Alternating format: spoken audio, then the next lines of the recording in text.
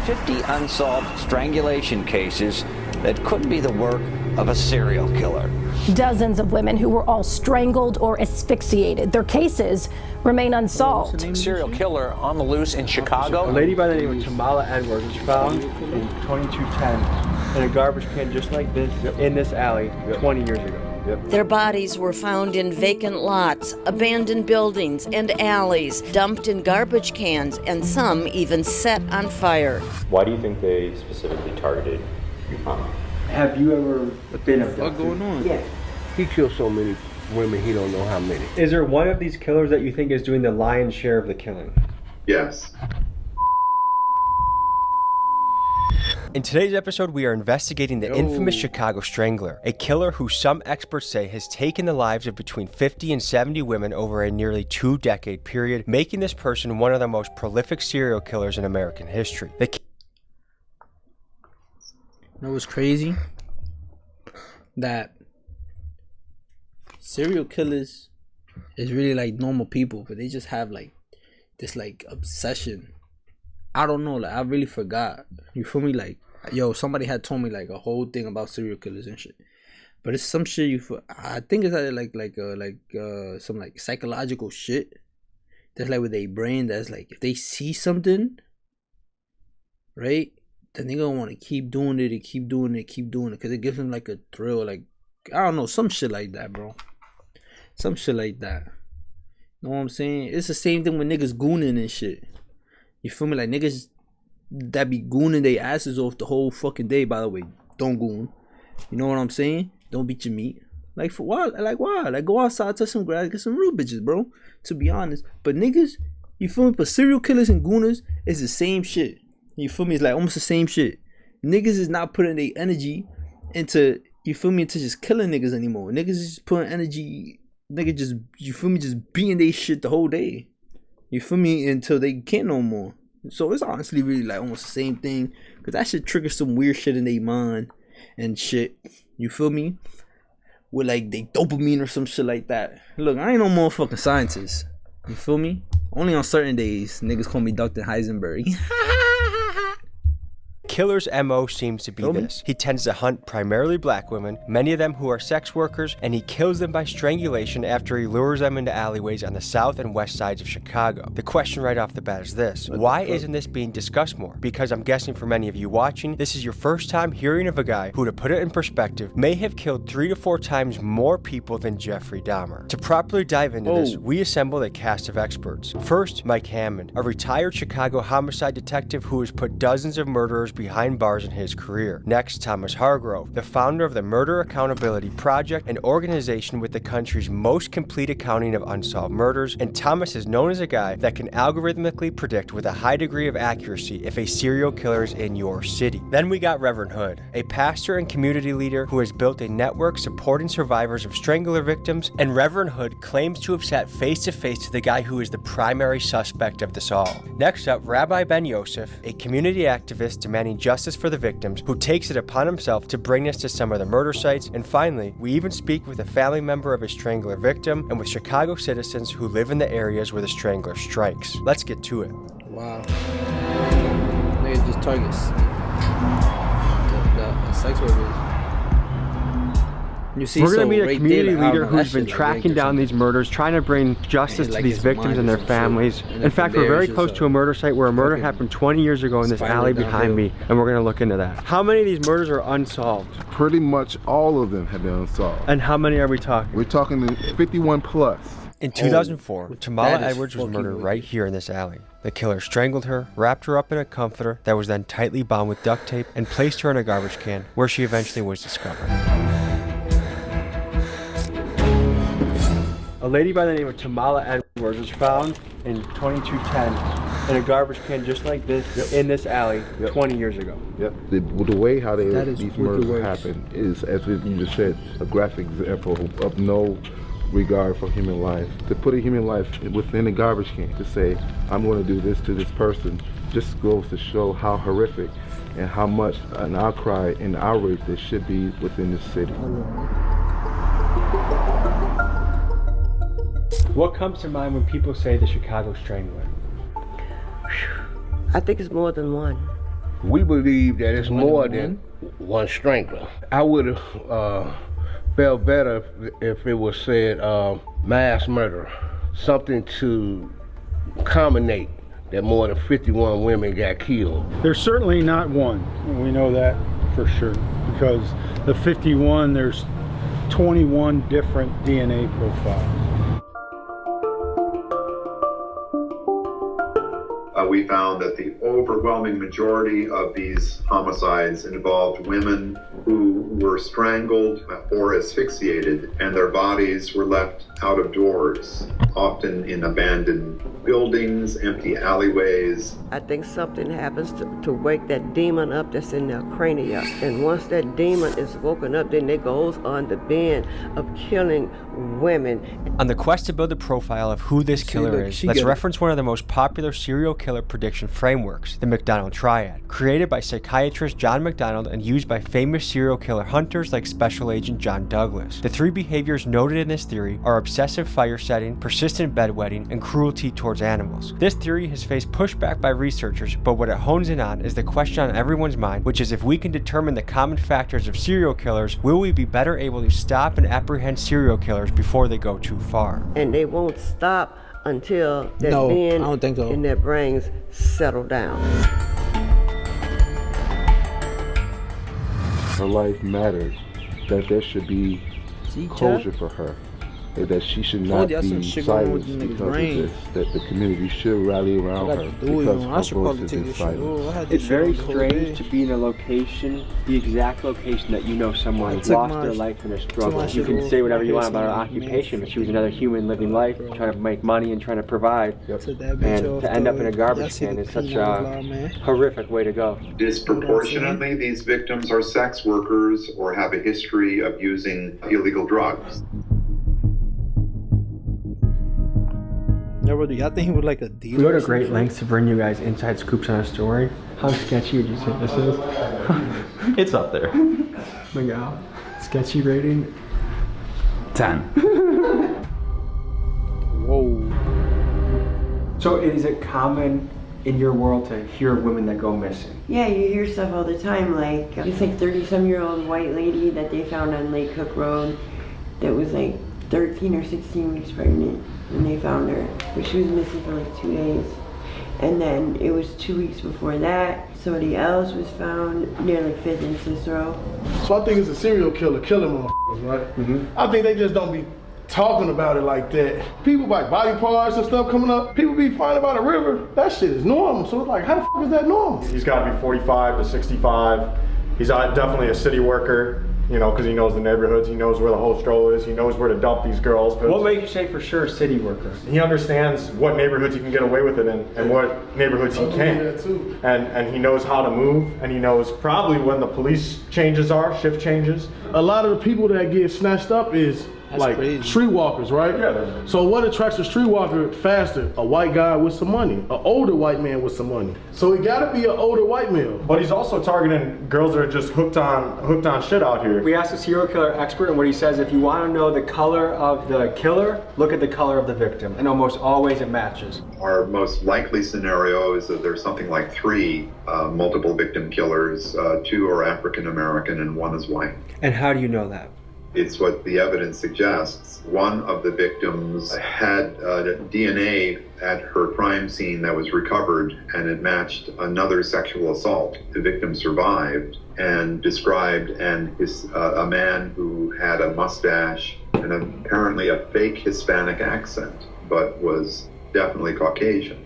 Have you ever experienced danger on the job? Yeah, so white guy used to like back up, and then literally he would make you take your shoes off, and it would be like dead winter. Like you'll have no shoes in the middle of dead winter trying to like get away. So it's a way to keep you under control in the car. I guess, so you can, yeah, exactly. So most lately, the thing that a lot of people have been doing is having you get in the back seat, and there's like the child safety lock will be on, so you can't get out. That's happened to you before? Yeah. Is that scary? Yeah. What do you do in that situation? It's like your heart sinks, like you just get that feeling. You're the highest risk profession for getting a serial killer. Right. What does that make you think? It's a risk, but sometimes people are like, don't feel like they have a choice. So. Nobody knows the position she in. You know what I'm saying? Just down the alley over there, Makalova Williams was killed just down here. She was killed in 2004. Do you know anything about this particular killing or this particular victim? Yeah, I do. Pretty sad story. She was in foster care most of her young life. It's alleged she was sexually abused in foster care. She would come back up here to Chicago, and then she's an 18-year-old on her own, and you know, she starts in on the streets, you know. So many victims of sex trafficking, they left home. They were runaways who apparently thought that they had had enough.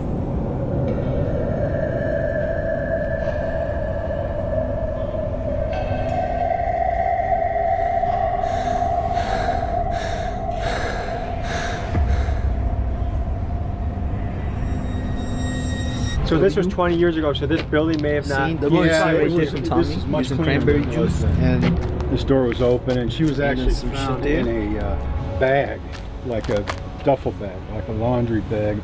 Almost impossible. You'd think looking at it, you get a body in there. Continue to fight for you and stand with you. And we'll do whatever I can to make sure your name is not forgotten. How do we bridge the gap that people want to work with police, people feel comfortable with police are more equipped to do their job? What do you guys think about some of those things? I don't think there's a disregard for activists such as myself to work with detectives. I do work with detectives and police on these issues. Will you be looked at as a snitch if you work with detectives and police? Could be, but the fact is my job is to bring justice. That's what we stand on. Let's talk about why Chicago is the perfect hunting grounds for a serial killer to lurk. The truth is, Chicago has an unacceptably low homicide clearance rate. And for reference, a clearance rate refers to the percentage of criminal cases that are solved. How would you rate the Chicago PD performance in finding the perp? I think you're always trying to do your best, and you're trying to... No life has, to me and the people I worked with, no life has more or less value than another, because you're always talking to the victims' families, so you're trying to always do the best you can. Historically, Chicago's homicide solve rate has been concerning. In 2016, the city reported a clearance rate of just 21%, which is much lower than the national average of 60% at that time. In other words, 80% of the time, the murderer gets away. That is insane. The cycle keeps getting worse and worse. Worse, and it spans, and then we have another 20, 30 years of these cases are not getting solved because of distrust. I don't see the Chicago Police Department doing anything really proactive, because policemen are just simply afraid that they're going to be prosecuted or thrown on a bus just for trying to do your job. 5,000 police investigations in Illinois are awaiting DNA test results. The backlog is huge, and today at a hearing, lawmakers demanded action on 50 unsolved strangulation cases that could be the work of a serial killer. My theory is this: the Chicago Strangler has been able to remain undetected for so long because he operated in a perfect storm. First, his victims. He targets women in poor communities working vulnerable jobs like sex work. Sadly, the people he kills don't seem to generate the same uproar that a brutal murder of a suburban lady would. Next, he kills in neighborhoods that already have high crime, thereby allowing his crimes to blend in better due to the police being overloaded with cases to work. And finally, these neighborhoods are places where police trust is quite low, which leads to a general lack of collaboration of citizens willing to work with police and give them helpful information to help solve the crime. What do you guys think in the comments? Have you ever that's insane been abducted? Yeah. That is, what was that like? That nigga definitely has to be so working I guess there was like 3 brothers, and a one place of where them, like he knows brought me back to like this house. I guess they were selling drugs out of, because they had like the windows boarded up and, you know, a thing on the door or whatever, and literally kept me there. I was there 3 days, and just like the guy wouldn't leave, and I just had it, like I couldn't leave. Like I think I got McDonald's like one time, so he ended up leaving, and the door guy or person, whoever was working the spot, I literally just like threw the board and went flying. He started chasing me. There's like ice, middle of winter, no shoes, went flying down the alley. There was this car coming down the alley with this lady, and I'm like screaming like help me or whatever, and she just like kept going. They don't care, just leave the windows up. Like, that's insane. We're going to talk to family members of the victims. You know, this is potentially a very painful moment for a lot of these people. I know when my pop died, I didn't really confront the grief for a long time.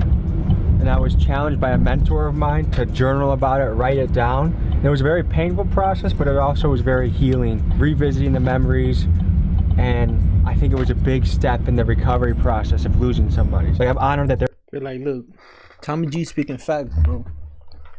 If you gotta grieve, bro, no matter if it's heartbreak, you know, death, you know, cause you ain't make it, you feel me, for that one class, or if you ain't do this, you feel me, or if, you feel me, if it was like a major loss in your life, you know what I'm saying, you could grieve about it, bro, but don't grieve about it for too long. Once you start grieving about it for too long, that's when like habits that you don't want in your life become a thing. You feel me? Like toxic habits become a thing, you know what I'm saying? You feel me? You could grieve on it, bro, and then you could learn, you feel me, from those things, you know what I'm saying? So if somebody died, right, in your family, to like, let's say like any type of like fucking like medical problem, you know what I'm saying? Now it could be your chance to, you know, yo, like, let me go and tell my for my family members, like, yo, like, look, you feel me, like, we gotta start taking more care of our bodies and shit, you feel me? So let's do this right here, or now let's do this, you know what I'm saying? If you crying because you failed the test or some shit, you feel me, that was very important, you know what I'm saying? Then, you feel me, now you know, like, yo, next time if I do gotta take this test again, I gotta do this and I gotta do that, you know what I'm saying? You feel me? Then after the grieving stage is the reflection, bro, you know what I'm saying? You gotta reflect on what you did and what you could do better to help prevent it next time, you know what I'm saying? But there's shit that's always gonna like, that like is always bound to happen, that's like you can't change it, you know what I'm saying? For example, like death, you know what I'm saying? Like we all bound to die one day, you feel me? But it's just, so that like you can't really change, but you can change the amount of time somebody has within this world if you just do what you gotta do, bro. Know what I'm saying? Full fact. they're telling us their story, because a lot of news outlets have reached out to them and they're talking to us. So I appreciate that. We're gonna go in and visit them, and we'll see you inside.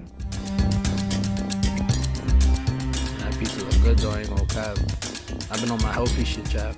You know, I was involved in as far as from the homicide, you know, detective input thing, but the impact of the families, and Mike knows, he tells you know, and he's taking it to a whole nother level, but all detectives know we have to make those phone calls at 3 o'clock in the morning, and God bless you if you never had to make those calls or face-to-face, not even say calls, really face-to-face meetings for the most part and stuff, where you have to, you know, give this bad news to people and stuff. It's like, that's probably like one of the hardest parts of the job. Can you imagine this young lady, how her life trajectory has changed, you know, not having her mother here since she was 9 years old.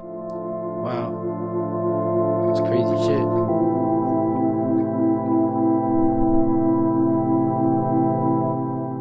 Well, my mother meant the world to me. I love and I really miss my mom. It's more so in the back of my mind because I really don't try to think about it, because it's just too painful just knowing that it is someone out there possibly that's responsible for the death of my mom, and also 50 other women. I want her to be remembered as a loving, caring, free spirit, very fun to be around person that loves her children. Why do you think they specifically targeted your mom? I think she was just at the wrong place at that time. She was probably stalked and watched. It was a familiar place, and I feel like, you know, they knew her or seen her there before, so it's a possibility. They felt like, you know, she was some type of target, so yeah, I think that's why. What are the consistencies among the victims that the Chicago Strangler is known for? Definitely strangulation. They have been known for body parts missing, torsos. On the west side of Chicago, it was in a 2-mile radius, the victims he killed. On the south side of Chicago, it could be up to 3 to 4 miles. South side of Chicago is a lot bigger, and we believe the number was a lot higher on the south side of Chicago, because like this guy here either got off the train stop or somebody that was a professional known in the community to get away with something like a teacher or, you know, something of that sort that's been known in the community. That's what gets me when I look at those deaths. So this person is methodical, and any gaps makes me think he was either in jail or the hospital. Serial killers should never be off the streets. They all should be locked up and the key thrown away. I don't think that there's no help for them. Teeny weeny component of a cell is buried in their crania, and it is not going to go away unless there's some type of surgery that can be performed on those type of people. Is there one of these killers that you think is doing the lion's share of the killing? Yes, Darren Dion Vaughn. Darren Dion Van shocked the nation in 2014 when police arrested him for the murder of Africa Hardy in Hammond, Indiana. But what began as a single case quickly unfolded into something much darker. Van confessed to killing at least 6 more women, leading investigators to his victims' remains in abandoned homes across Gary, Indiana, thereby earning him the nickname of the Gary Strangler. But is it possible that Darren could also be the Chicago Strangler? In his confession, Van hinted that he had been killing for nearly 20 years and his style of killing matches with the MO of the Chicago Strangler. Many experts, like Thomas Hargrove, think that Darren could very well be responsible. Because many of the Chicago murders are near the train line, it's easy to imagine Darren boarding the train from Gary, getting out at a Chicago stop on the south and west sides, giving in to his killing impulse, then returning home to Gary. What's more is in his confession interviews with the police, Van claims to have victims across multiple states. And Darren Vaughn told police in Hammond, Indiana, he's made a lot of mistakes. 4 or 5 in California. How many in North Carolina? 1, because I ain't stayed long. Texas, I think there's 2. At least 2 in Milwaukee. And there's 3 in Minnesota. I'll say about 7 in Detroit. How many in Chicago? Chicago? A lot. One of the goals of setting out to do this was to try and solve some of these murders. And so with many of the fingers pointing towards Darren Dion Van, we sent him a letter and we... Hold on, yeah, I'll be back.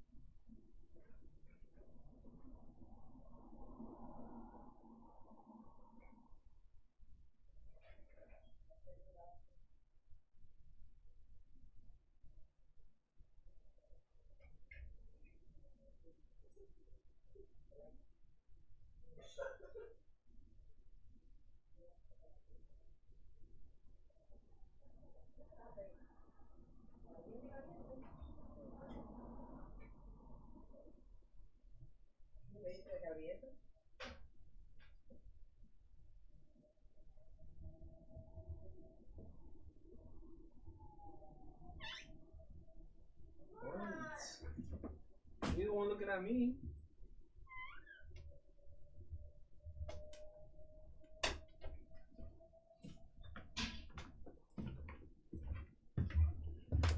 Hold on, my fault. Ah, fuck. Just hit myself. The corner. Hold on.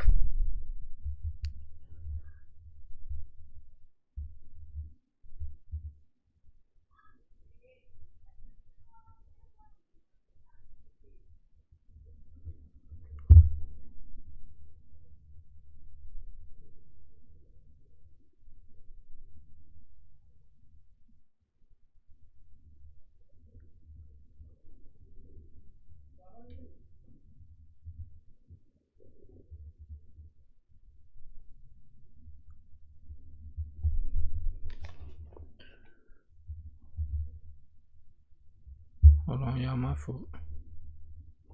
Boom. Alright, get this shit started.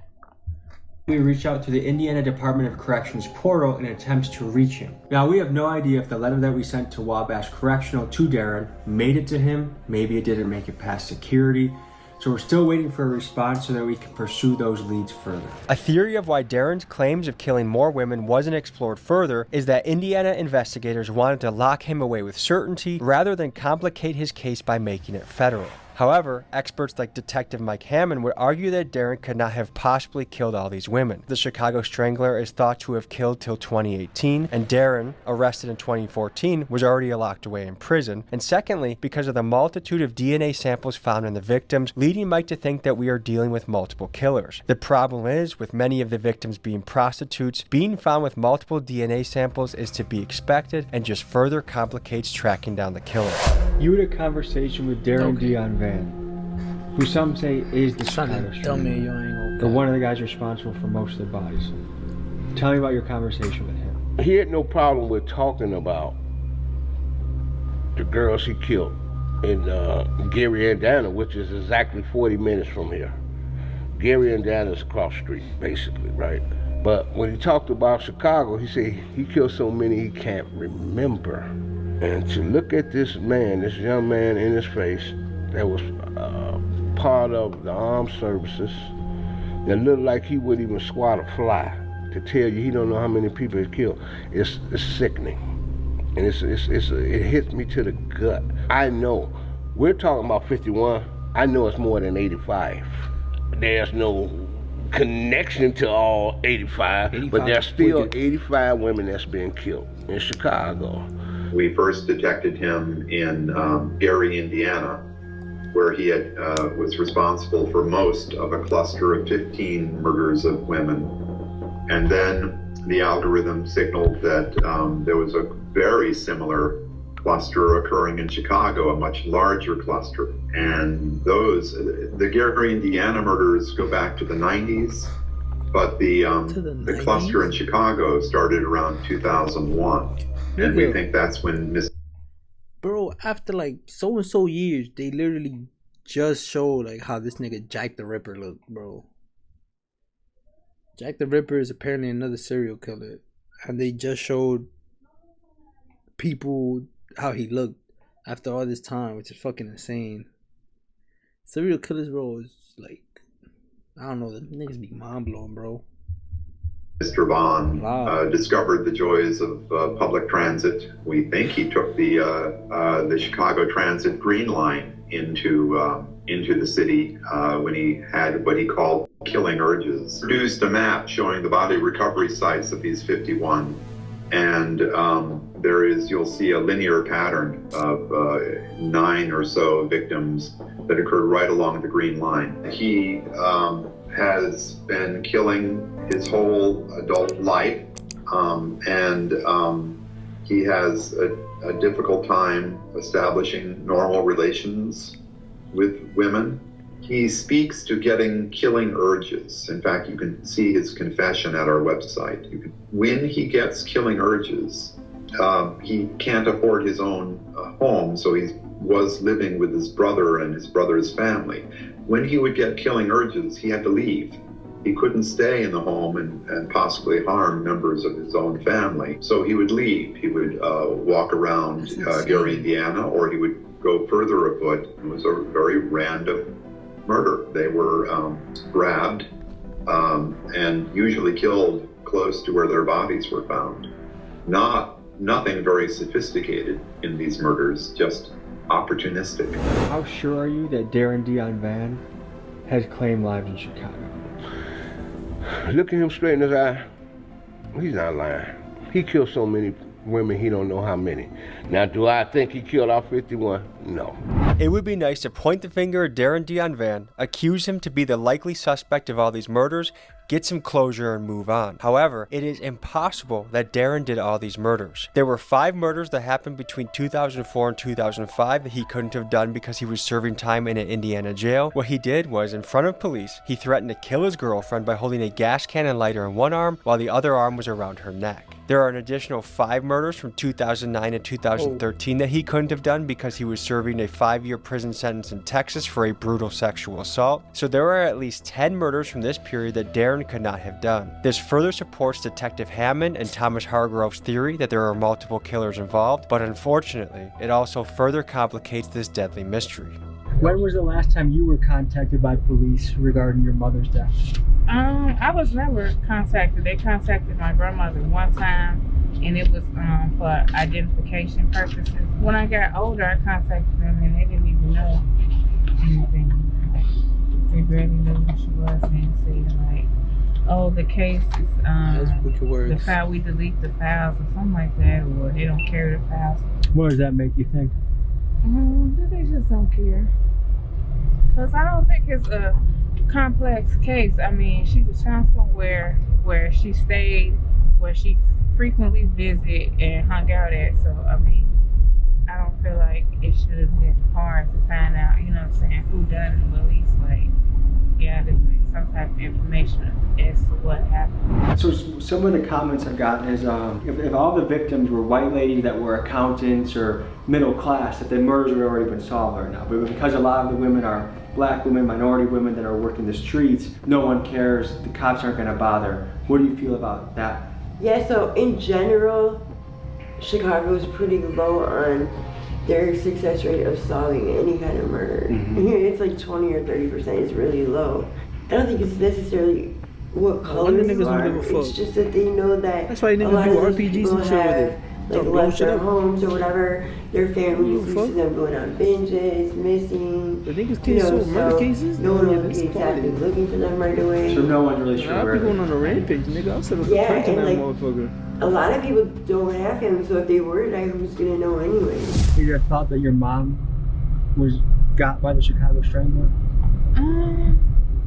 Part of me yes and no. Like a part of me feel like maybe it could have been somebody she knew, and then a part of me feel like it could have been a serial killer, Chicago Strangler. So we've heard about the crimes Darren may have committed, but what do we know about who this guy is? Little about his childhood is known other than he grew up in Indiana, and in 1991 he enlisted in the Marine Corps but received an other than honorable discharge after only 2 years in the service. The specific reasons for his discharge have not been publicly disclosed. What we do know about Darren is this: he has a notable criminal background. However, there is something potentially disturbing that we uncovered. According to a confidential source, he has been arrested over 75 times. However, most of his rap sheet has been redacted. Why? Damn. With guys like Jeffrey Dahmer and Ted Bundy, we have enough information about them to make a Netflix series. But when it comes to Darren, there's barely any information out on his past on the internet, and what is documented has been censored. Why? What were her injuries, if you don't mind me asking? Was she shot or was she...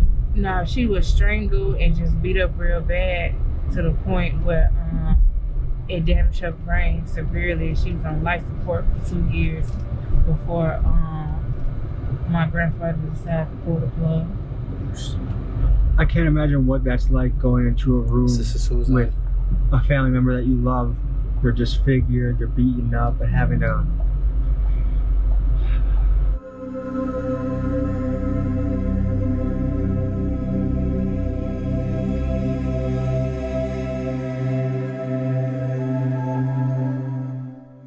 Kiana, so does this alley look familiar to you? Yeah, it does. And what's going through your head right now? Just memories and stuff with my mom. These are my last memories with her. We used to stay down here and go to the grocery store across the street. So you used to live close by? Yeah. Okay. I guess what's running through your guys' heads right now? So I'm looking from a cold case perspective. What year would have been? What year was it? 99. 99. Yeah. So, you know, several time ago. So much of this has changed. I can see now about 10 video cameras. Probably weren't here at the time. There are probably buildings that were here, right, that were multi-unit buildings. So I want to know if I could go back and find out what buildings were there, were they multi-unit buildings, who lived there, and you can do that. It's a lot of work, but it can be done. You know, I'd be really wanting to look at the specifics of where she was discovered exactly. That shit crazy. Like within as many feet as I can. You got me so and things in. like that. So this is a tough place because it's pretty desolate. 2 questions. One for each of you is, at any given time, how many murders could a homicide detective be looking at once? It varied from 13 to 25, 30 at times. But then, you know, because I worked on a cold case, I would take on a lot of cases.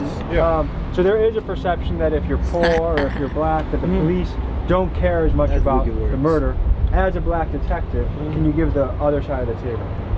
Yeah, well, I get the other side of the table, and some of that is accurate, you know. So I'm not here, you know. I mean, I love the police department, you know. I mean, it's gas, but I tell people all the time, but I'm not a spokesman for the police department. I mean, you know, I mean, there's some dog asses on the police department, some dog asses at the post office. Why you didn't get your mail on time, you know. That exists in every line of work. The police just seem to be highlighted and spotlighted more and stuff, obviously, and you know, for good reason in some cases. I mean, does it kind of blow your mind that someone could potentially get away with killing 50, 60, 70 women and not get caught? Yeah, it saddens me because it's like, how can you take a job and, you know, say not even care about doing it properly, and especially when it comes to, you know, human life and women. If you could say a message to the Chicago Police Department, what would you tell them? I would just tell them, like, if it's possible, take a second, you know, look, you know, I know you got other things going on and other things that you would do, but this is just important. If you could sit across from the strangler, what would you say to the guy?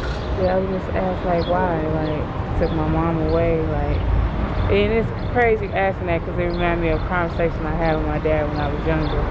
The person, you know, you feel like the person who did it, you know, do they deserve to die or whatever? And I was telling him, like, no, I don't feel like, you know, they deserve to die or whatever. And, you know, I was young back then and stuff like that. But I, you know, now that I'm older, you know, adult, you know, I kind of still feel the same way, you know.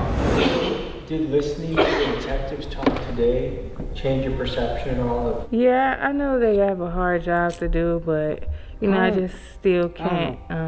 I still hold resentment towards them. If I found a serial killer that cussed about it is my mom, and I feel like they didn't do everything they could have done to try to solve the case. And I feel like the case wasn't too complex. It was things that I feel like that could have been done that wasn't done. Like, and I feel like they didn't care because of race. And do you think closure would make you feel better? Yes, closure would definitely make me feel better. It won't bring justice because my mom isn't here, but definitely just knowing, you know, what happened and why, you know, it happened and why they did this. Even if they say, like, oh, I did it because I was high. I don't care. You know, I'll take that. I'd rather, you know what I'm saying, have, you know what I'm saying, partially something on the plate than nothing. It is what it is. Yeah, it was what it was. Folks, the reality is there are still many cases, upwards of 50 to 70 women, that have not been solved. And our goal is to bring some closure to these cases. So if you have any connections to the Indiana Department of Corrections or ways of speaking to Darren Dion Van or know anything about these murders that might help solve them, please reach out to me at TommyGMcGee123@gmail.com, because our goal is to help these cases become solved. And perhaps with you, the audience, we can crowdsource this happening. So email me, reach out if you have any leads. Thank you for joining me on this episode, and see you next week.